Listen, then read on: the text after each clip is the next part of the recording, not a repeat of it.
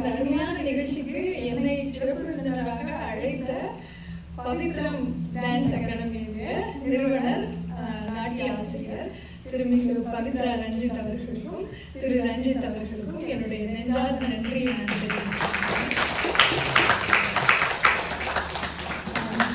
அதே மாதிரி இன்னைக்கு சலங்கை பூஜை செய்து முதல் முறையாக சலங்கையை கட்டிக்கொண்டு ஆடி இருக்கும் இந்த 4 பேர், செல்வி நிகிதா, திருமிகு ஜனப்பிரியா, திருமிகு அபிநயா மற்றும் திருமிகு கிருத்திகா, இவங்க எல்லாருக்கும் என்னுடைய வாழ்த்துக்களை நான் தெரிவிச்சுக்கிறேன்.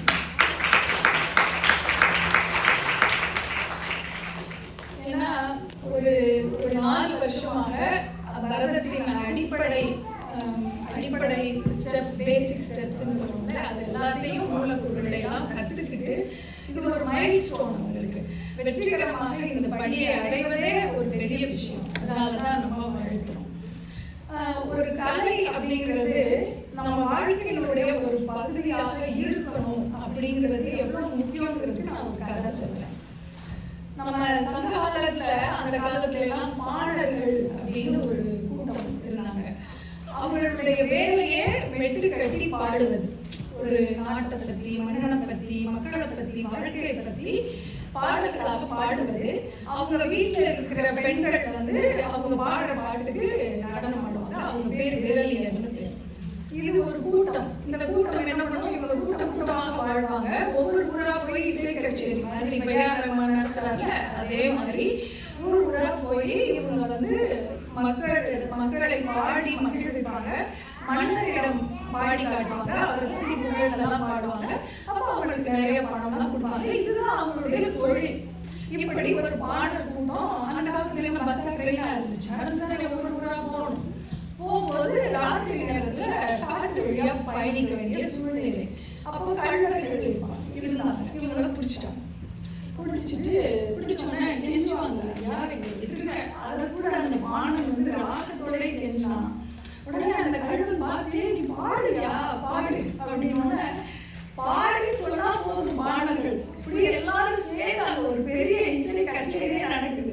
நம்ம எம்ஜிஆர் படத்துல எல்லாம் வரும்ல, வில்லன் வந்து கடைசி கிளைமேக்ஸ்ல ஒரு பார்ட்டி வைப்பாங்கல்ல, கிட்டத்தட்ட அதே மாதிரிதான். அந்த பார்ட்டில என்னாகும், அவங்க பாட்டை கேட்டுக்கிட்டே போட்டு விட்டுருவாங்க, ஹீரோ ஜெயிச்சுவாங்க. ஆனா இங்க ஹீரோ யார் தெரியுமா, அந்த கலை. இப்படி கள்ளர்களுக்கு முன்னாடி அந்த பாடல்கள் பாடின பாட்டுக்கு பாலை பண் அப்படின்னு பேர். ஏன் தெரியுமா, தமிழ்ல ஒரு பேர் வச்சா அதுக்கு 1000 காரணம் இருக்கும்.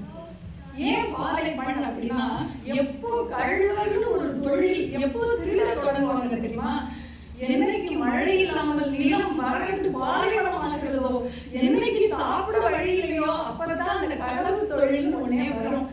அதனால கள்வர்கள் இருந்த போது பாடி காட்டிய பாட்டு அப்படிங்கிறதுனால அதுக்கு பாலை பண்ணுன்னு பேர். பரவாயில்ல, சரி. இப்படி பாடணும்னா ராத்திரி பூரா பாடினாங்க. பாடணும்னா அந்த கள்வர்கள்லாம் எவ்வளவு எங்களுக்கு கஷ்டம் தான் என் வாழ்க்கையில. இந்த ராத்திரி பூரா எங்களை சந்தோஷப்படுத்தீங்க, நான் உன்னை கொல்ல மாட்டேன், நீ எனக்கு எந்த பொருளையும் தர வேண்டாம், போ அப்படின்னு விட்டுட்டாங்க.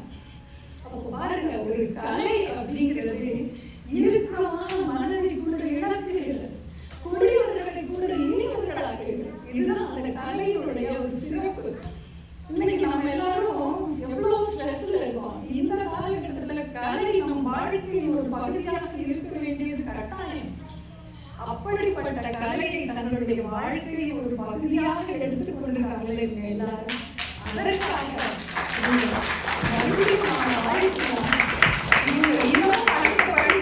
அரங்கேற்றம் செய்யணும். ரொம்ப அருமையா ஆடினாங்க. இப்பவே கிட்டத்தட்ட ஒரு பாதி அரங்கேற்றம் பார்த்த மாதிரி இருந்தது. அவ்வளவு அருமையா ஆடினாங்க. இவங்களுடைய பயணம் தொடர வேண்டும், வாழ்த்துவோம். பரதநாட்டியம் இது பாரதத்தின் கலை. இந்த நாட்டியத்தின் நாயகன் நடராஜர். இதெல்லாம் நமக்கு தெரிந்த செய்தி. தெரியாத செய்தி வந்து சொல்லுவாங்க, இப்பதான் நாடகம் அப்படின்லாம் சொல்லுவாங்க. அந்த காலத்துல கூத்துன்னு சொல்லுவாங்க. யாரையாவது புகழ்ந்து பாடுறது, மன்னர் போய் புகழ்ந்து பாடுறது பேரு புகழ் கூத்து. திட்டணும்னா கூட நம்ம கூத்து கட்டி திட்டுவோம், அதுக்கு பேர் வசல் கூத்து. திருவிழால மகளிர் எல்லாம் கைகோர்த்து கொண்டு கூத்து ஆடுவாங்க, அதுக்கு பேரு துணங்கை கூத்து.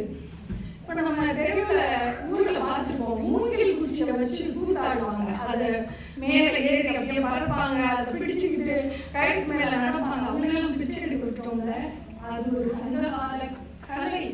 அதுக்கு பேர் வரிச்சாந்தி கூத்துன்னு பேர்.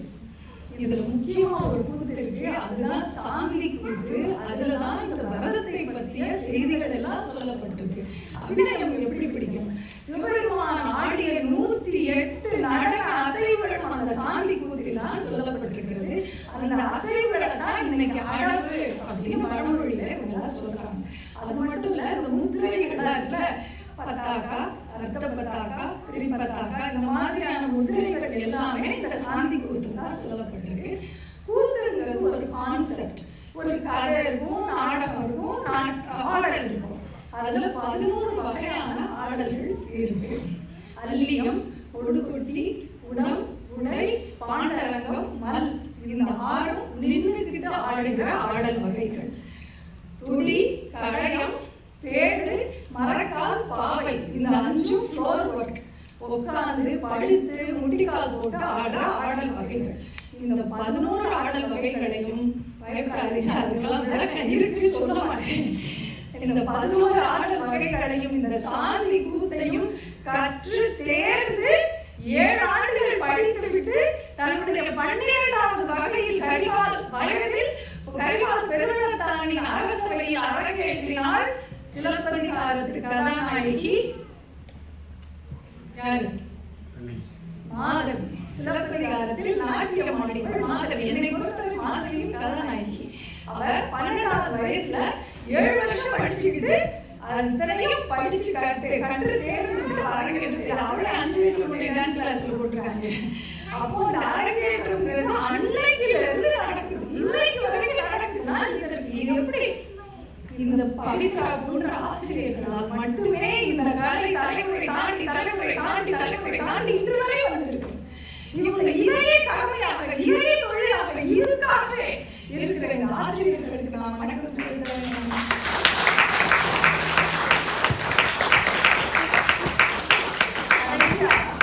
மாதவி ஆடிய மேடை எப்படி இருந்துச்சுன்னு சொல்றாங்க. சிலப்பதிகாரம் 2600 ஆண்டுகளுக்கு முன்னால் எழுதப்பட்டது. மாதவி ஆடிய மேடை 10 அடி அகலம், 12 அடி நீளம், தரையில இருந்து 1.5 அடி உயரத்துல மேடை, கீழே ஒரு பெரிய பலகை, அதுதான் மேடை, மேல ஒரு பெரிய பலகை, 2ஐயும் தாங்கி பிடிக்க 2 பக்கமும் தூண். இப்பயும் கிட்டத்தட்ட அதிகமா இருக்கா? அதுக்கப்புறம் திரைச்சீலை சிலப்பதிகாரத்துல இருக்கு. ஒரு பக்கத்துல இருந்து வந்து மூடினா அதுக்கு பேர் ஒருமுக எழினி, 2 பக்கத்துல இருந்து வந்து மூடினா அதுக்கு பேரு இருமுக எழினி, மேல இருந்து வந்து இறங்கி அப்படியே வளைஞ்சு வளைஞ்சு வந்தா அதுக்கு பேரு கலந்து வரல் எழினி. என்ன டெக்னாலஜி எப்பவே இருந்திருக்கு. ஆனா இப்போ 600 ஆண்டுகளுக்கு முன்னாடி இங்கிலாந்துல ஷேக்ஸ்பியரோட டிராமா மேடையேற்றப்பட்டது. அப்போ கூட திரைச்சீலை அவங்களுக்கு தெரியாதான். ஒரு காட்சி முடிச்ச உடனே ஓடி வந்தான் நடிகர்கள்லாம், அடுத்த காட்சி ஓடி வருவாங்க. குளோப் தியேட்டர்ல தான் நடந்தது ஷேக்ஸ்பியரோட. இன்னைக்கு அந்த குளோப் தியேட்டரை ரீக்ரியேட் பண்ணி வச்சிருக்காங்க, போய் பாருங்க. ஆனா நம்ம 2000 ஆண்டுகளுக்கு முன்னாடி இவ்வளவு நுணுக்கமாக இந்த கலையை, இவ்வளவு ஒழுங்கோடு, இவ்வளவு முறையோடு வைத்திருந்த பண்பட்ட நாகரிகம் தமிழ் நாகரிகம். அந்த நாகரிகம் உருவாக்கிய இந்த பாரம்பரிய கலை இன்னும் வளர வேண்டும். இவர்கள் அத்தனை பேரும் அரங்கேற்றம் செய்து இவர்களும் ஆசிரியர்களாகி இன்னும் பலருக்கு இந்த கலையை பரப்ப வேண்டும். வாழ்த்துவோம். நன்றி.